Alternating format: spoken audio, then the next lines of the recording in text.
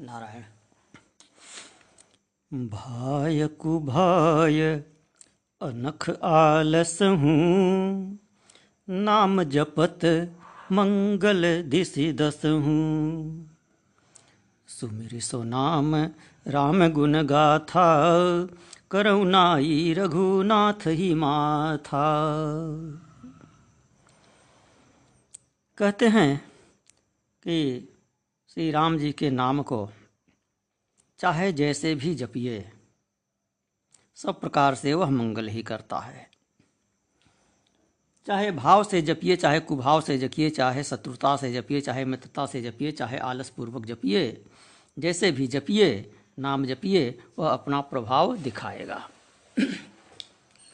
अग्नि की भांति अग्नि को चाहे भाव से पकड़िए, चाहे कुभाव से पकड़िए, चाहे क्रोधित होकर पकड़िए, चाहे अनजाने में पकड़िए, वह जलाएगा ही। तो उसी प्रकार से राम जी का नाम चाहे भाव से जपे, चाहे कुभाव से, चाहे क्रोध से, चाहे आलस्य से। भाव से जप कैसे है? सादर सुमिरन जे नर करहीं, भवनिधि वारिधि गोपद इव तरहीं, भव बारिधि गोपद इव तरहीं। आदर पूर्वक जो भाव से जो जप करते हैं, भव बारिधि तर जाते हैं, और जो बिना आदर के करते हैं वे उनका भी कल्याण होता है। विवसहु जासु नाम नर कहीं, जन्म अनेक रचित अघदहीं। अनेकों जन्म के उनके पाप कट जाते हैं। विवश होकर भी जो राम का नाम लेते हैं, उनके अनेकों जन्म के पाप कट जाते हैं। और अनख अर्थात क्रोधपूर्वक, द्वेषपूर्वक। असुरगण राम जी का नाम लेते थे शत्रुता से, तो शत्रुतावश भी राम नाम का जप कीजिए तो भी वह अपना प्रभाव दिखाता ही है। उमा राम मृदु चित करुणाकर, बैर भाव सुमिरत मोहि निशिचर। देहि परम गति अस जिय जानी, को कृपाल अस अहै भवानी। निशाचर लोग शत्रुतापूर्वक उनका नाम लेते हैं, उनको भी भगवान अपनी गति प्रदान कर देते हैं। तो नाम जपत मंगल दिस दस हूँ, दसों दिशाओं में मंगल ही मंगल होता है, चाहे जैसे भी उनका नाम जपिए। तो उस नाम का स्मरण करके अब मैं तुलसीदास राम के गुण का बखान करता हूँ, राम की गुण गाथा कहता हूँ, और उन्हीं को प्रणाम करके उन्हीं के गुण का बखान करता हूँ। सुमिर सो नाम राम गुण गाथा, करुणाई रघुनाथ माथा। आलस्य जप का उदाहरण, प्रसिद्ध उदाहरण है, रह गया। राम राम कही जे जमुहाही, तिन्हि पाप पुंज समूहाही। तो ऐसे नाम को प्रणाम करके गोस्वामी तुलसीदास जी ऐसे नाम का स्मरण करके, भगवान को प्रणाम करके, भगवान के गुण की गाथा अब आरंभ करते हैं। फिर थोड़ा सा निवेदन करते हैं, अग्रिम क्षमा यातना करते हुए निवेदन करते हैं। मोरि सुधारि सो सब भांति, जासु कृपा नहीं कृपाय घाती। राम सुस्वामी कुसेवक मोसो, निज दिस देखि दया निधि पोसो। जो कमी रह गई है मेरे रचना में, जो कुछ भी कमी रह जाएगी उसको वे सुधार देंगे, मेरी बिगड़ी को वे सुधार देंगे, बना देंगे। जिनकी कृपा से कृपा भी तृप्त नहीं होती है, जिनके कृपा करने से कृपा स्वयं तृप्त नहीं होती है, वे मेरी बिगड़ी सुधार देंगे। तो कृपा तो जो भी प्रभुता संपन्न होते हैं उनमें होती ही है, सेवक और कृपा करते हैं, किंतु उनकी एक सीमा होती है। उस सीमा पर पहुंचने पर कृपा समाप्त हो जाती है। कोई भी किसी पर कृपा करना चाहता है तो उसे अपने नीचे ही रखना चाहता है। भगवान तो अपना रूप ही दे देते हैं। तो लौकिक जन की जो कृपा होती है उसकी एक सीमा है, उससे अधिक वे कृपा कर ही नहीं सकते हैं, और जितना कर सकते हैं उतना भी करते नहीं हैं, क्योंकि उन्हें भय होता है कि अधिक कृपा कर देंगे तो हमारे लिए ही घातक हो जाएगा। किंतु कृपा निधि की कृपा यह अपूर्व कृपा है, यह बिगड़ी हुई बात को बनाती है। उनकी कृपा कृपा करने से अघाती नहीं है। फिर राम जी को श्रेष्ठतम स्वामी कहते हैं। राम सुस्वामी कुसेवक मोसो, और अपने को कुसेवक नालायक सेवक कहते हैं।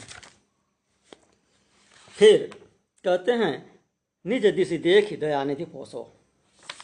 फिर भी वे मेरा पोषण करते हैं, अपनी तरफ देखकर, अपनी महानता की ओर देखकर मेरा पोषण करते हैं। श्री राम जी बड़े शीलधान हैं, इसलिए सुस्वामी कहा, और अपने को सठ सेवक कहते हैं। सठ सेवक किसी प्रकार पोषण योग्य नहीं है, फिर भी वे मेरा पोषण करते हैं।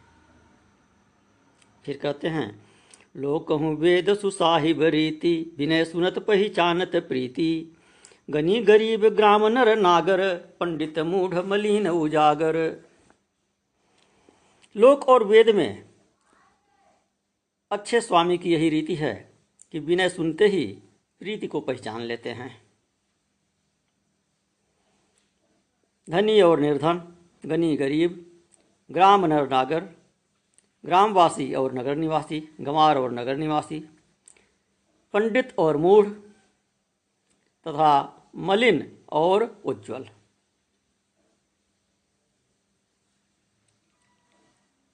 इतनी जोड़ी, 5 जोड़ी बताए। अमीर गरीब, गंवार चतुर, पंडित मूढ़, मलिन और निर्मल। और इसके बाद फिर कहते हैं सुकवि कुकवि निज मति अनुहारी, नृपय सराहत सब नर नारी।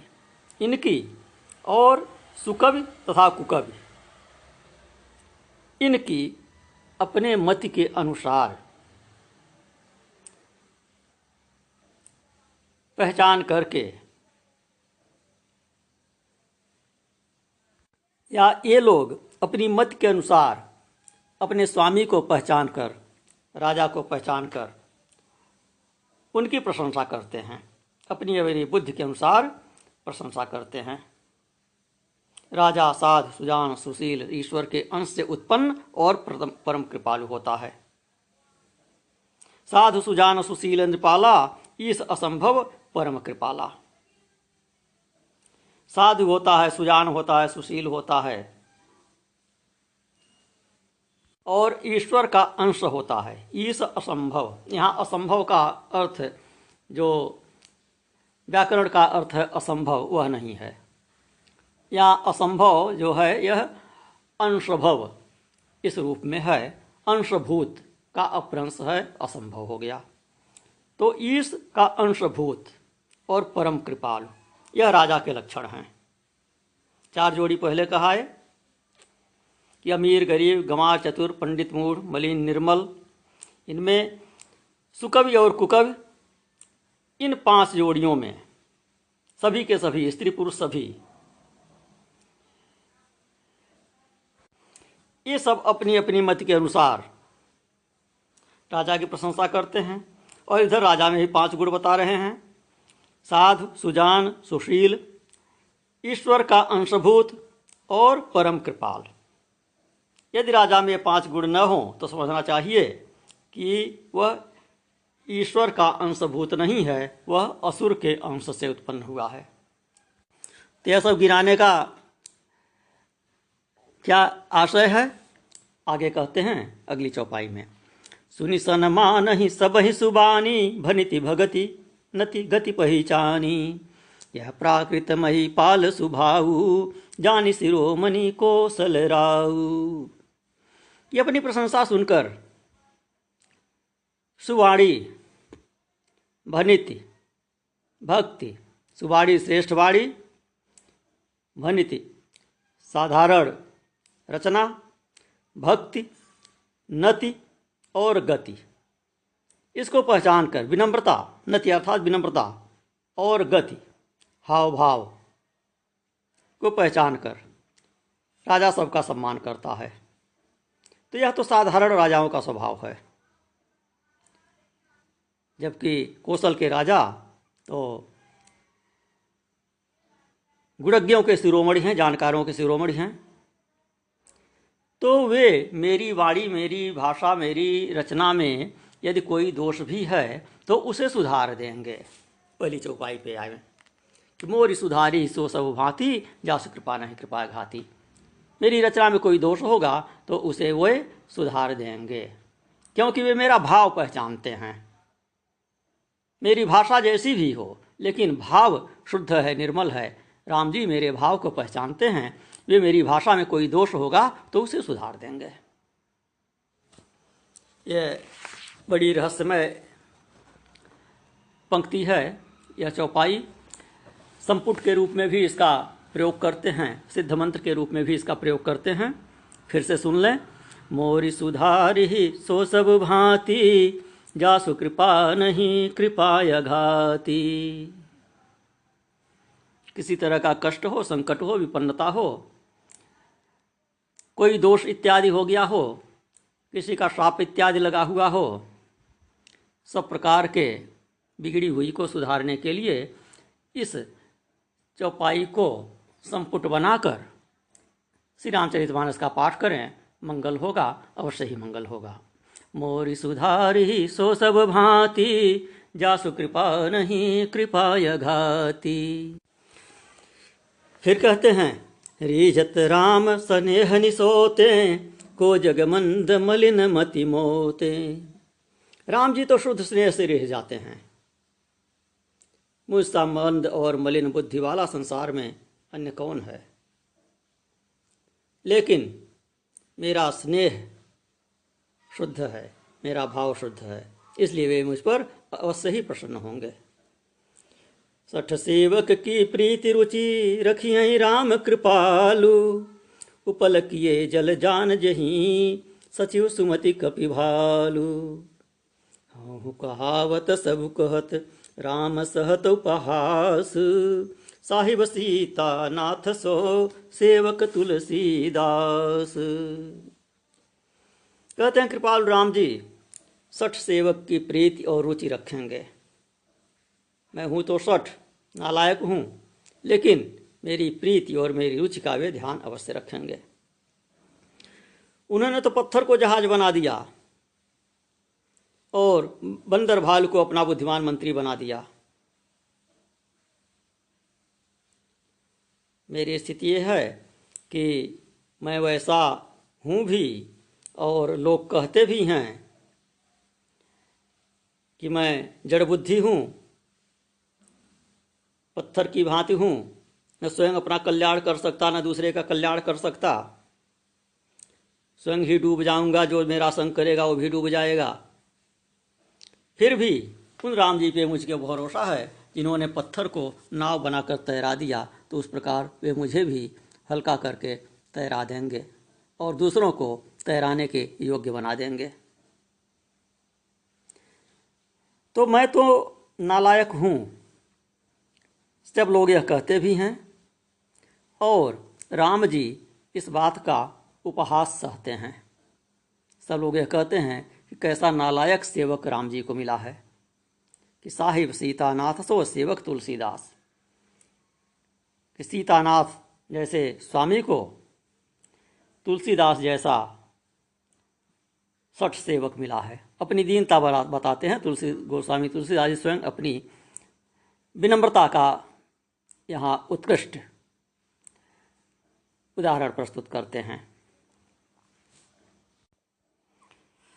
तो कहते हैं कि मैं भी कहलाता हूँ, लोग कहते हैं, और राम जी उपहास सहते हैं कि सीतानाथ जी को, उनके जैसे स्वामी को तुलसीदास जैसा सेवक मिला हुआ है। तो तुलसीदास जी की प्रीति किसमें है? रघुपति गुण गाथा करने में है, रघुपति गुण गाथा की रचना में है। करन चहो रघुपति गुण गाहा। और रुचि उनकी क्या है? कि साधु समाज में सम्मान हो। पहले अपना व्यक्त कर चुके हैं, अपनी अभिलाषा व्यक्त कर चुके हैं, भनित साधु समाज भनित सम्मानो, कि मेरी इस रचना का साधु समाज में सम्मान हो, एकमात्र यही मुझे वरदान दीजिए। हो प्रसन्न देहु वरदानु, साधु समाज भनित सम्मानु। अपने को सठ सेवक मानते हैं, तो सठ सेवक की प्रीति और रुचि कौन रखने लगा? किंतु कहते हैं कि नहीं, राम जी कृपालु हैं, वे रखेंगे, क्योंकि वे ऐसी कृपा करते आए हैं। उन्होंने पत्थर को जहाज बना दिया, बंदर भाल को सुमति बना दिया, सचिव बना लिया अपना। तो कहते हैं मेरी बुद्धि भी पत्थर सी है, जो स्वयं डूबता है उसके साथ साथ संबंध रखने वाले को भी डुबाता है। और ऐसा मैं सेवक रघुनाथ की गुणगाथा करने चला हूं, तो इससे मेरा उपहास तो होगा ही, राम जी का भी उपहास होगा। और मेरी मति जो है, मेरी बुद्धि जो है, वो कपिभालु सी है। तो मेरे रचना का सम्मान साधु समाज में कैसे होगा? फिर भी मुझे विश्वास है कि राम जी मेरी बात को रखेंगे, मेरे मन को रखेंगे, उसे सच्ची भक्ति में परिणत कर देंगे, और मेरी रचना को जहाज बना देंगे, जो स्वयं तरेगा और अपने आश्रित जो होंगे, जो इसका पाठ करेंगे, श्रवण करेंगे, उनको भी तारेगा। मेरी रचना का साधु समाज में सम्मान होगा। तो मेरे जैसे क्षुद्र के सेवक कहे जाने पर भी राम जी यह उपहास सह लेते हैं, वे मुझ पर अप्रसन्न नहीं होते हैं। नारायण।